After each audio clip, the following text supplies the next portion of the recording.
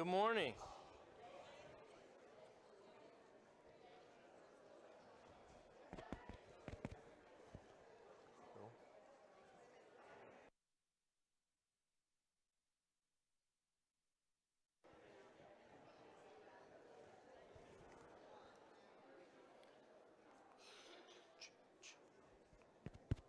Okay, there we go. Good morning to everyone. Happy to see you here on this Lord's Day morning, beautiful morning.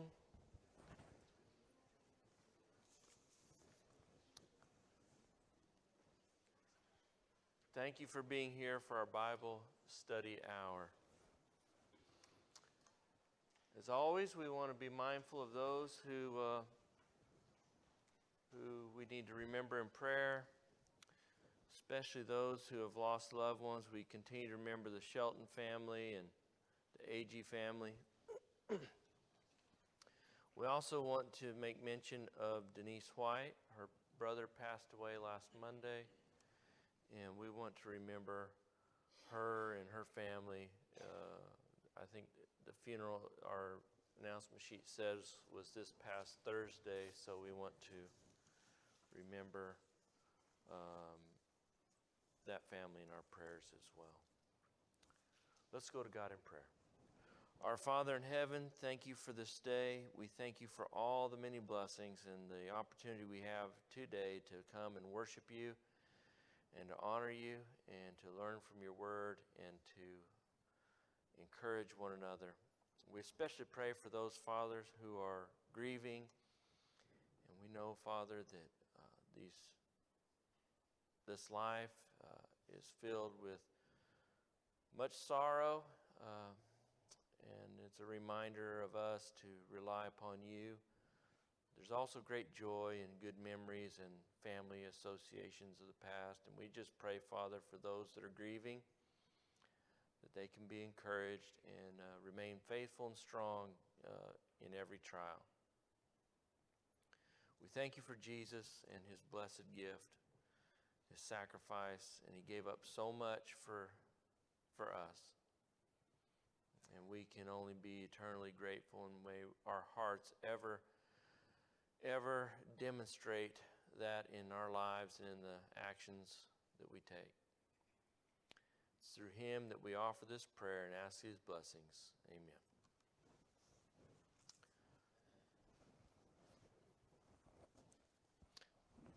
I want to do something here before we get into our Bible class, and I'm going to ask, in just a moment, I'm going to ask them to cut the audio to our YouTube streaming feed for just a moment.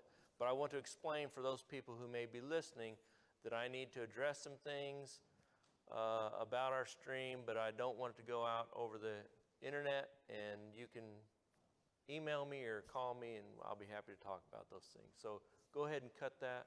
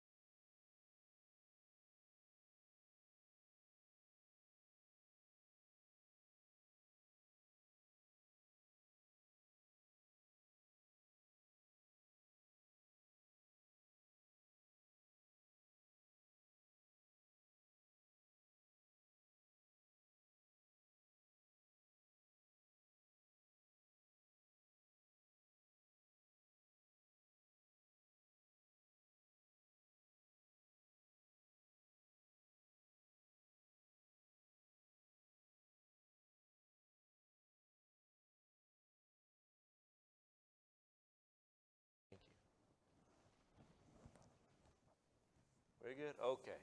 So we're back for those that are online. We took care of our housekeeping here, and we're studying the idea of walking with God, or what we call this series, Walking on Heaven's Road. And we took this theme from the book of Ephesians, but we're going back and we're looking at characters in the Old Testament, going all the way back to Abraham is where we started, about people who were said to walk with God or were called by God, and we're looking at various character traits that they possessed, or behaviors or decisions that they made in their lives. And I tell you why this is so very important.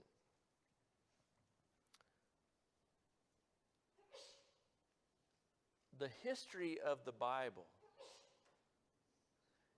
isn't there just for history.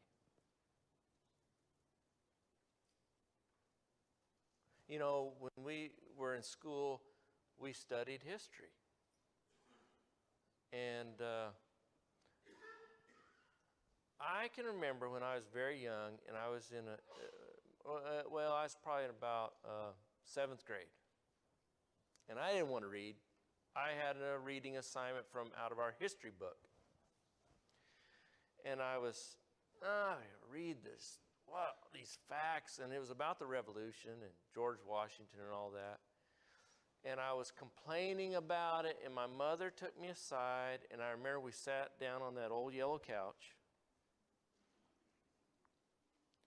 And she said, Jared, you have to read it as if it's a story.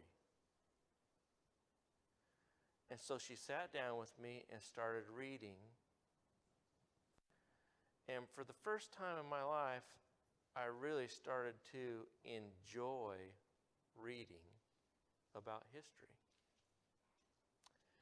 Now, history is interesting only in this detail. We may be interested about the facts and the stories of history, but the lessons of history,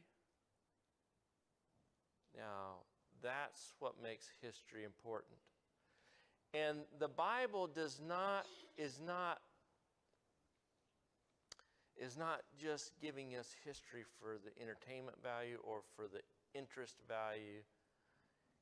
It's very selective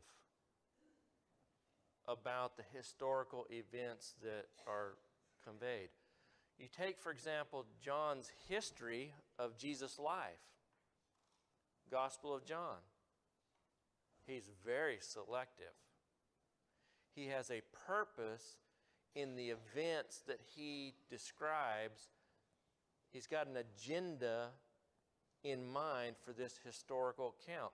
So when we look back in the Old Testament, we see these historical records.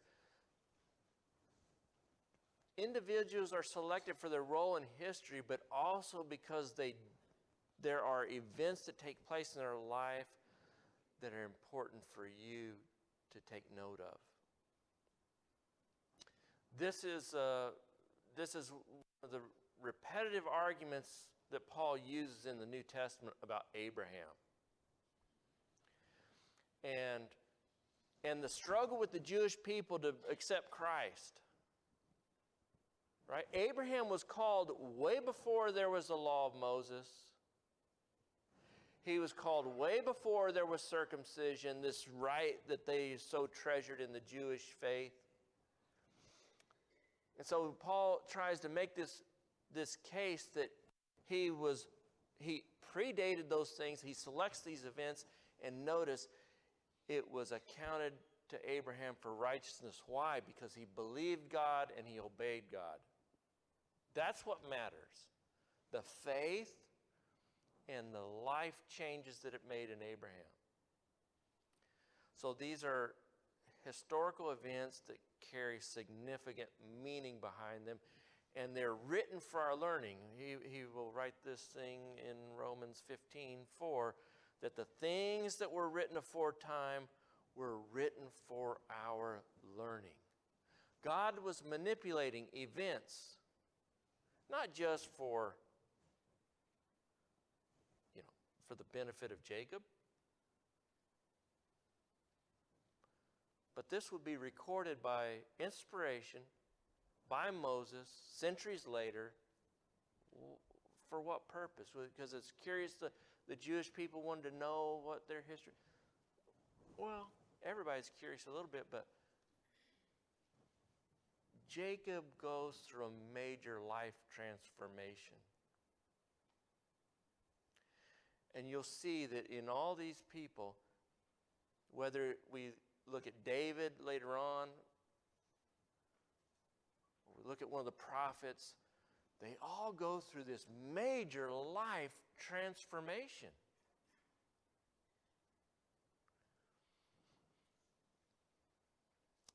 So the question to us is, what transformation have we gone through? You may have grown up in a Christian home. And maybe embraced Christ at a young age.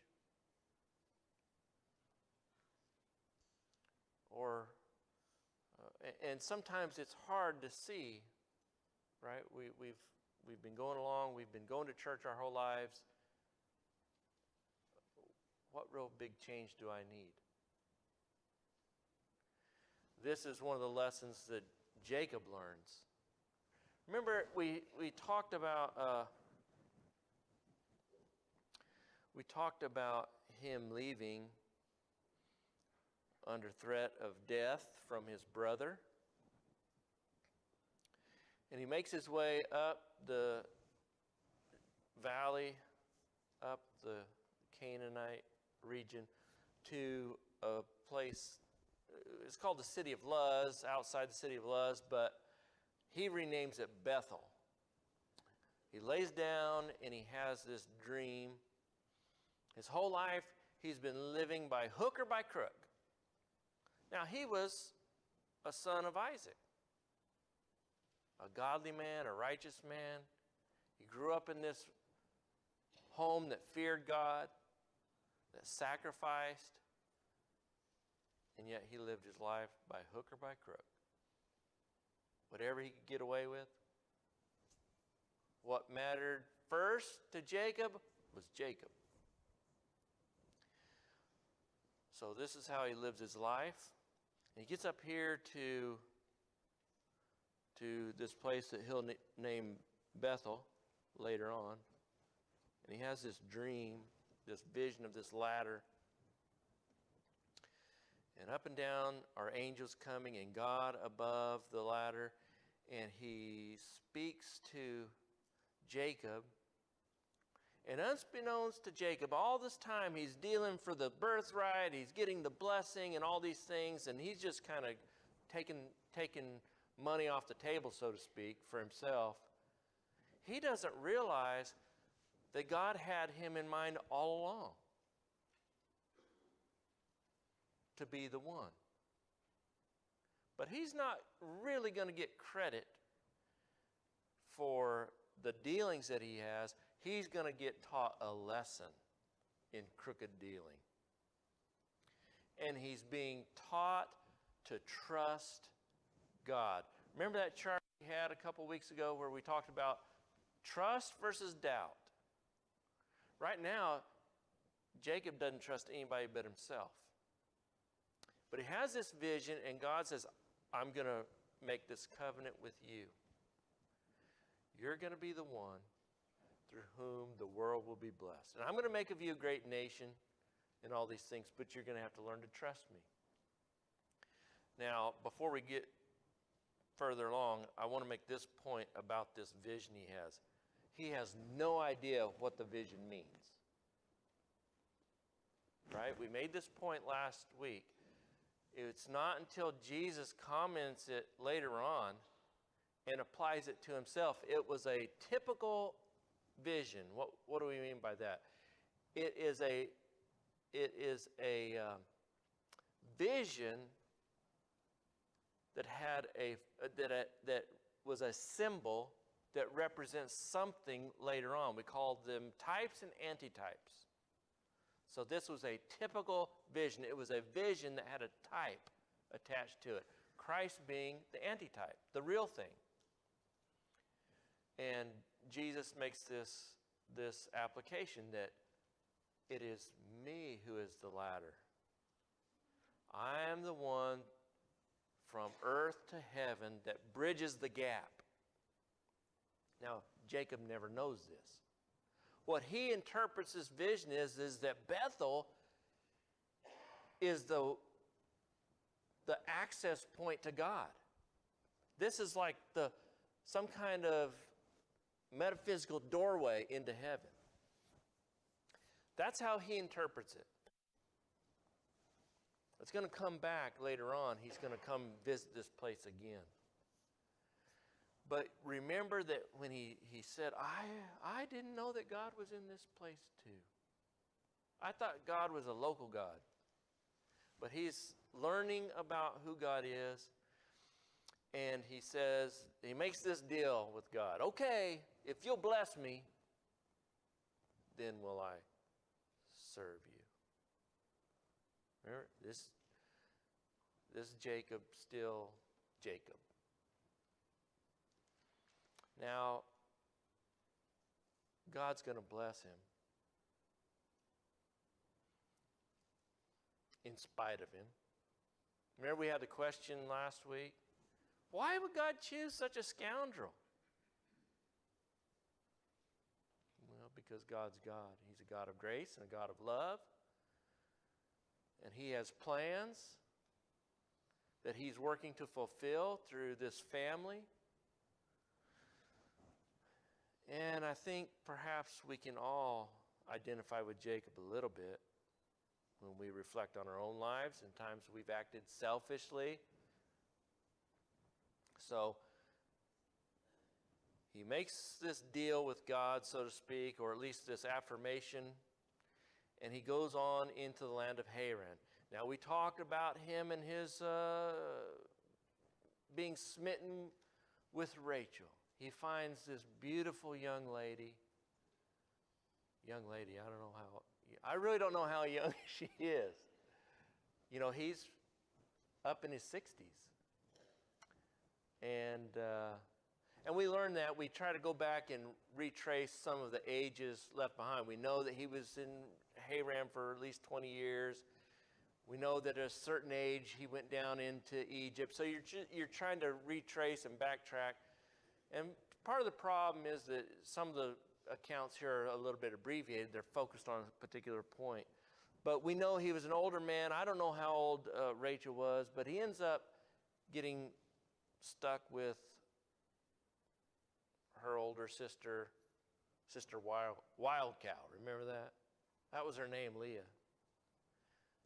She wasn't as attractive. And Laban played a trick on him. He brought the bride in with the wedding garments, concealed who she was, and Jacob discovers it the next morning. And man, is he upset. The trickster got tricked. He had worked 7 long years to have his bride by his side. And now he got tricked out. And Laban says, hey, it's culture, customs. We got to go by the rules. Older girl gets married first. Well, I still want Rachel. And so he works for another 7 years. Although he gets her in 7 days, he still is committed to working another 7 years. 14 years he's working for Laban. At the end of that time, he's got this bunch of kids, a lot of mouths to feed, but he really doesn't have anything to show for his labor. So he agrees with Laban to continue working for him, but for wages this time, not as an indentured servant for his brides. And we get into another little scenario here that's a little bit confusing, a little bit kind of puzzling. But Laban says, well, what do you want? I'll give it to you. And Jacob says, no, I will work for it. I will work for whatever I get. And Laban says, well, okay, well, what would you want for your wages? He says, well, here's the deal. The white sheep are valued. They're the more valuable sheep. So I'll tell you what we'll do is we'll go through the herds and I'll take all the flawed sheep. All the striped ones, all the spotted ones, all the black sheep. I'll take the lower valued animals and we'll sort those out, and I'll just have the leftovers, and I'll build a herd from that. Deal, Laban says.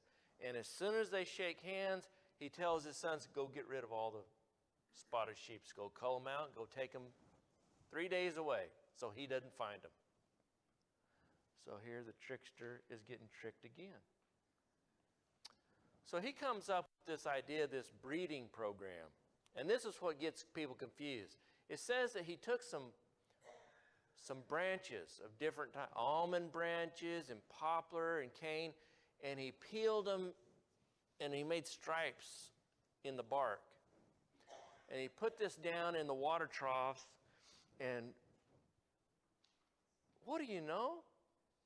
Sheep started producing striped animals and spotted animals, and so he prospered. So you'll have skeptics of the Bible say, look, there's this fictional, mysticism in the Bible. What? Sticks, peeled sticks, striped sticks, producing striped animals.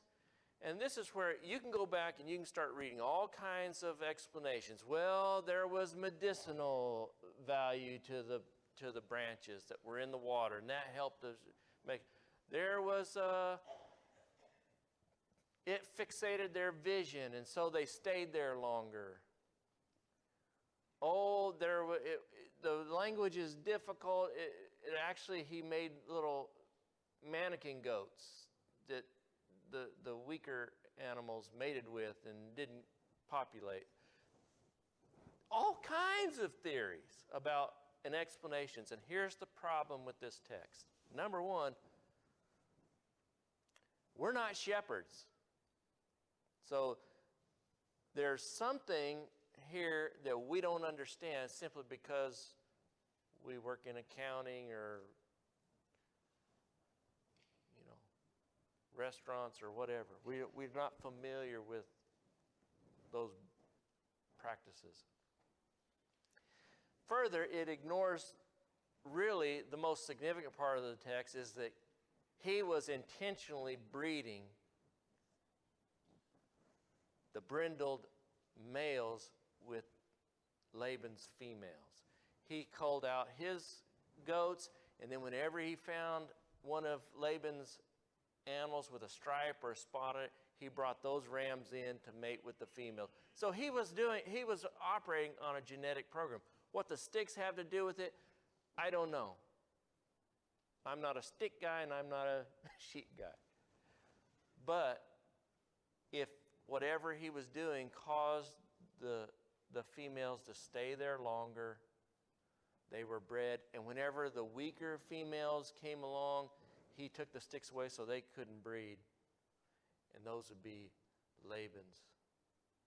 So he was intentionally culling out strong flocks, and he was making them brindled color or spotted so that he could claim them. So this is his plan. Now here's what is revealed later. God tells him in a vision. God tells him, this is how it's going. I'm the one who's prospering you. I'm the one that are letting the sheep multiply so prolifically for you. This is the same God who closed Rachel's womb, right, and opened Leah's womb. It says that he saw that Leah was hated by Jacob. She was the bane of his married life. He never wanted to marry this woman. He didn't want to have anything to do with her, but God had chose her. And if you look at how she names her sons, she honors God. She's the more spiritual one. We made that point. Reuben, Simeon, Levi, Judah. Praise God. Judah. Why? Because he has, even though I'm hated by my husband, God has prospered me. So God is in control, and this is what it comes out in this. And so at the end of these 6 years, Jacob is a wealthy man. He's been blessed. And remember what he said to God, if you bless me, then will I serve you. Well, God blesses him.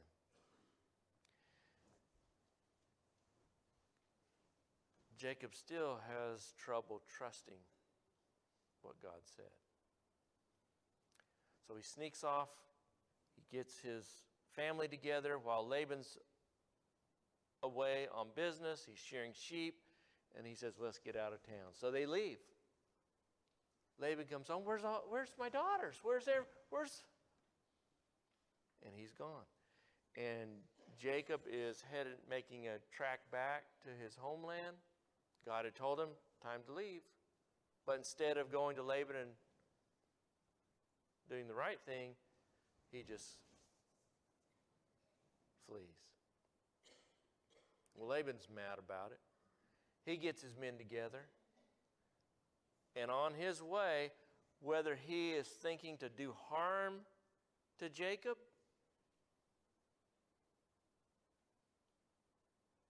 and get his daughters back and the flocks, God comes to Laban in a dream and says, don't you mess with Jacob. So when Laban catches up,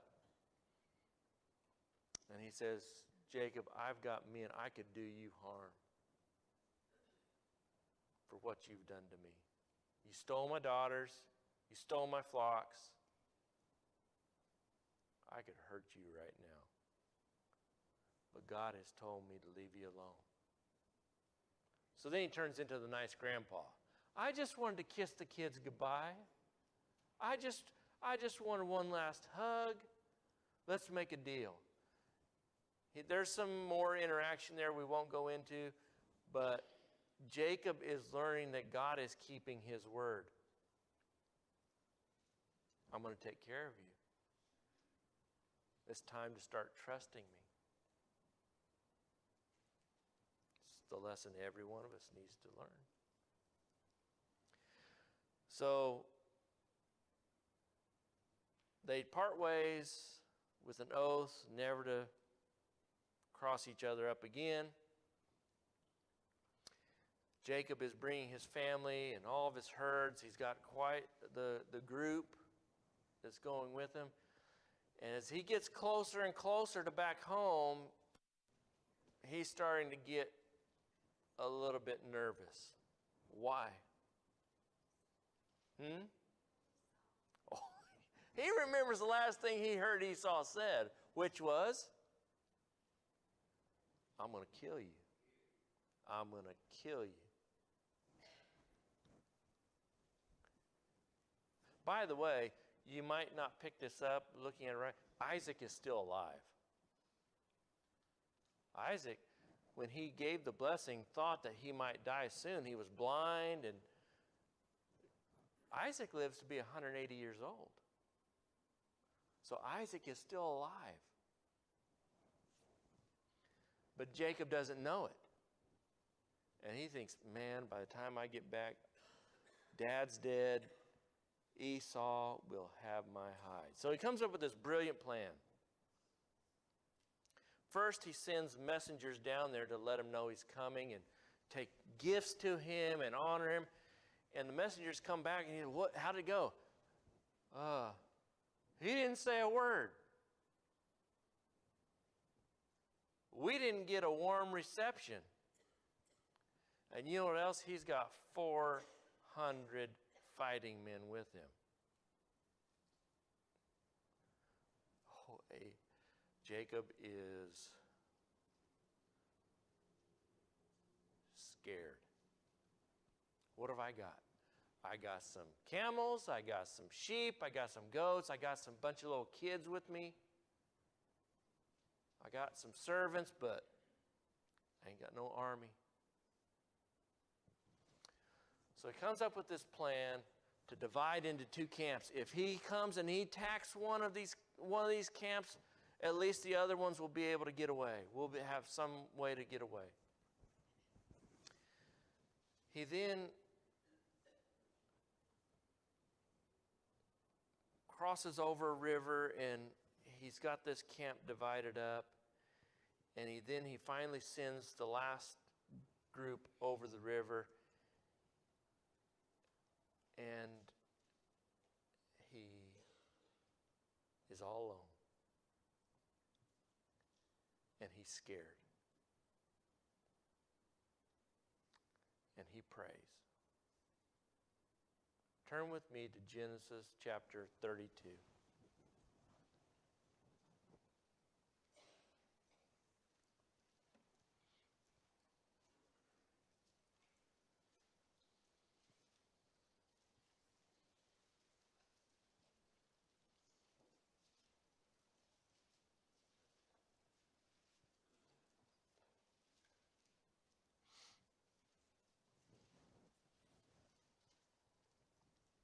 (32:9), and it's a short prayer. It's only about 4 verses long here, but it shows a remarkable change in Jacob.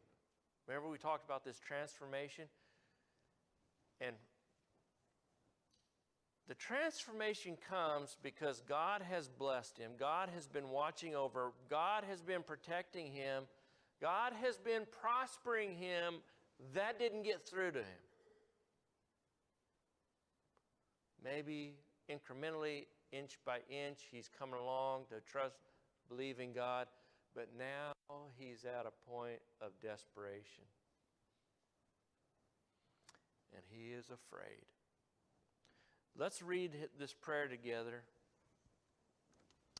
O God of my father Abraham, and God of my father Isaac, O Jehovah, who said to me, return to your country and to your kindred, that I may do you good.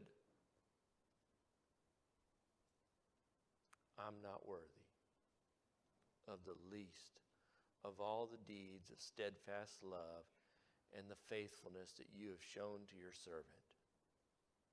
For only with my staff I crossed this Jordan, and now I've become 2 camps. Please deliver me from the hand of my brother, from the hand of Esau, for I am afraid of him, that he may come and attack me and the mothers with their children. But you said, I will surely do you good and make your offspring as the sand of the sea, which cannot be numbered or multitude. What a difference in disposition. He's recognizing now that the way he's lived his life, yeah, God has blessed him all along the way, but he realizes this statement of humility. I'm not even worthy of the least of these blessings. I've done nothing for you, God. I've got everything from your hand.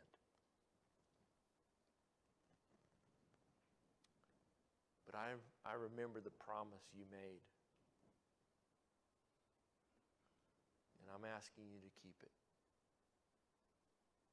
Please, I'm afraid. And I'm afraid for these little children. What a change in Jacob. That night, he's by himself. And a a man comes along into his little one-man camp. And they begin fighting.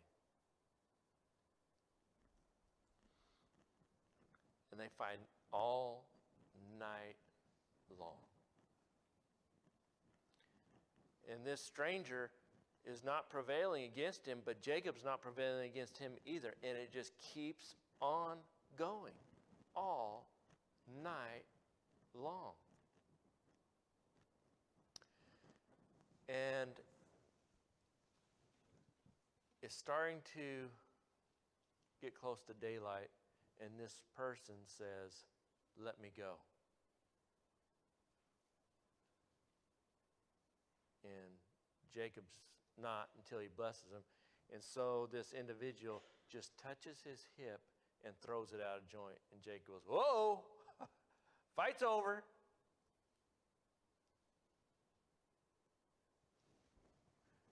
We don't have the time this morning, but this person is somebody who has the ability to bless Jacob. This person is identified as God. This is what we call a theophanies, an appearance of God in human form or some visible manifestation. And here this is a strange occurrence. How is it that God could be struggling with Jacob and not beat him? I mean, he's God. Only because that's the way he was letting it happen. He was letting Jacob at least draw even. Jacob says, "I'm not going to let you go until you bless me." He says, "Okay, here's your blessing. You're no longer called Jacob. You are called Israel." El is a little suffix there that identifies God. That's the word God, Elohim, God. And the name means you have struggled with God. And this individual says, you are going to be called hereafter Israel because you, your whole life, have struggled with men and struggled with God. Israel. But you have continued to be blessed in spite of your behavior.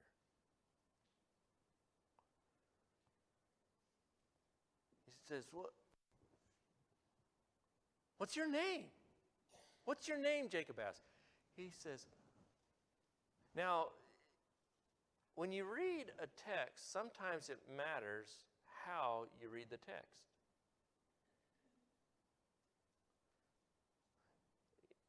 This person says, "Why do you ask what my name is?" That's not the tone that this little statement deserves.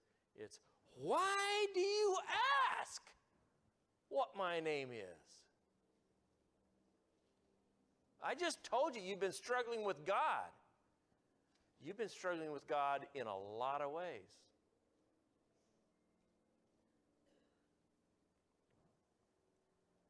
Be my servant. This vision, this incident marks a major, this is the pivotal changing point in his life. Now he will come on down and meet Esau. Esau will be so gracious to receive him back. They're reunited. Hard feelings are put away. And you see, as Jacob starts living his life back in the land of Canaan here with his family, a real change in his attitude and how he deals with people and how he manifests God in his life. When he wants to deal with people, he's no longer playing the con game. No, I'll buy this piece of property for fair price. Later on, his daughter will be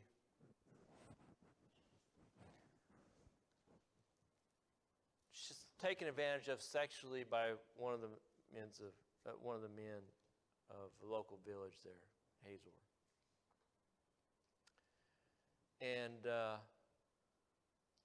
when Jacob and the boys come into town, they try to meet with Jacob and say, look, aside from this unseemly situation, my son loves her. He loves Dinah. And let's be civil neighbors. We'll trade together. We'll work together. And, you know, your daughters can marry our daughters. We can we'll just be one big happy people here.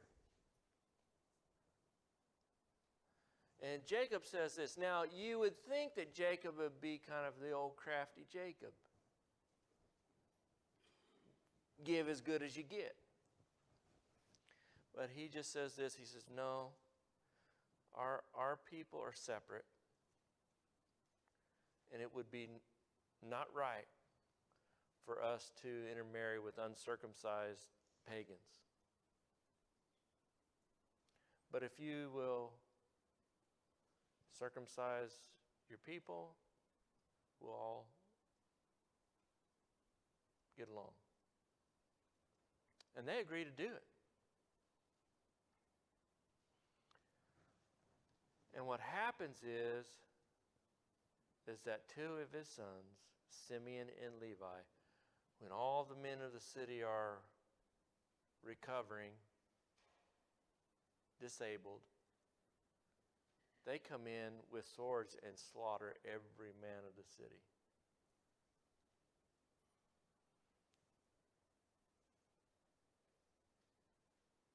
And Jacob rebukes them severely. I mean, that sounds kind of, you rebuke them for murdering people.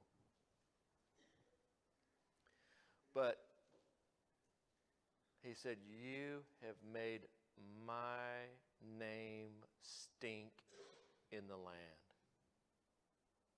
Now Jacob appreciates or values his reputation.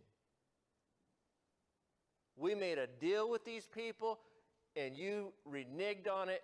Not only that, you took advantage of it and you murdered them. And everybody in this land is going to be out to kill me now because of you sons. And so what does he do? He makes his way back to Bethel to appeal to God for protection. And the interesting thing says that as he traveled through the land, God put a dread, a fear into the hearts of every man so they would not touch him as they traveled through the land. And he gets up there and he goes back to the place where he had that dream and he makes sacrifices and appeals to God for forgiveness and blessings. Now we're going to see Jacob, and one of the sad stories in Jacob's life is that sometimes our earlier lives follow us. And I don't know if those sons were around him when he made some shady deals or this or that, but maybe they picked up on it. But his sons are going to be not very impressive. In fact, they're going to sell one of their own sons to slavery. They were going to kill him. But either way, they brought that bloody garment and lied to their own dad and broke his heart. But Jacob has gone through a turning point in his life, and it was prompted by fear. Fear can be a very valuable teacher if we don't just whistle on through the graveyard.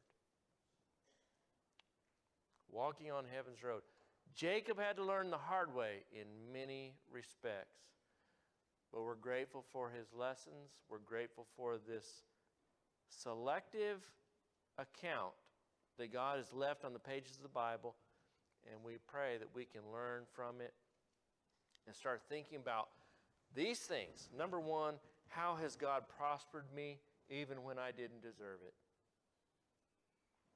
Every one of us can make a list right now.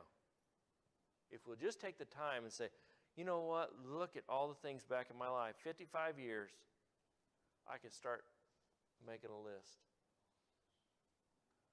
Number two, how am I going to start talking to God about that?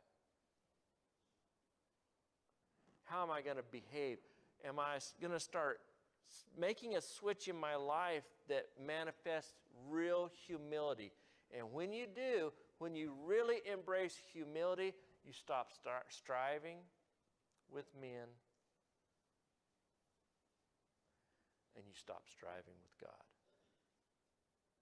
And that's why we can become the new children of Israel, because that's what Christianity was really all about. Jesus said this, the two great commandments. Love God with all your heart. Don't strive with God, but love Him with all your heart, mind, soul, and strength. And love your neighbor as yourself. Don't be a man striver. Blessed are the peacemakers, for they shall be called the sons of God. Walking on heaven's road. Thank you so much for your good attention this morning.